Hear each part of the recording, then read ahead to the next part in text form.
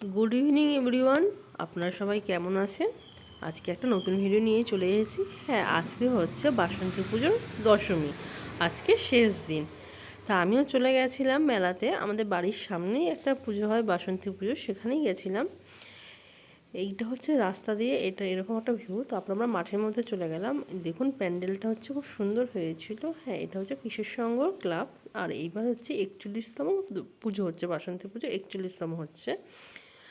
প্যান্ডেলটাও খুব সুন্দর হয়েছিল আর প্রতিমাটাও খুব সুন্দর হয়েছিল।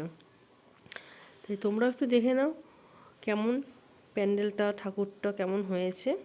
এই দেখো একটা সুন্দর ঝাড়বাতি, আর অনেক ভিড় হয়েছিল।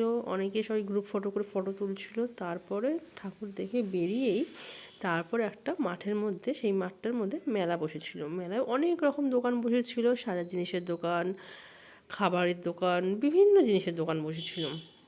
তারপরে মাঠটা তো অনেক বড়, সেখানে হচ্ছে রোজ প্রোগ্রাম হয়, নাচ গান, বাউল গান, অনেক কিছুই হয়, লোকসঙ্গীত। তা ওই প্যান্ডেলটা দেখুন। হ্যাঁ, এখানে হচ্ছে স্টেজ করেছে, এখানে বাচ্চারা খুব সুন্দর করে নাচ করছে, প্রোগ্রাম চলছিল আর অনেক ভিড় হয়েছিল।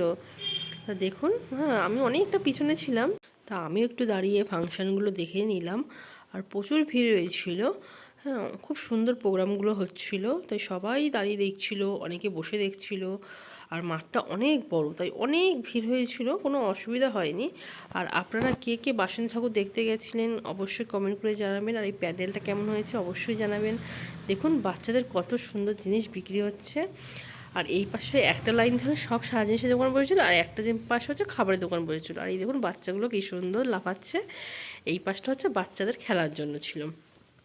তা আমরা মেলায় গেলাম, কিছু খেলাম, ঠাকুরটা দেখলাম, একটু দাঁড়ালাম, একটু ঘুরলাম, তারপরেই বাড়ির পথে রওনা দিলাম।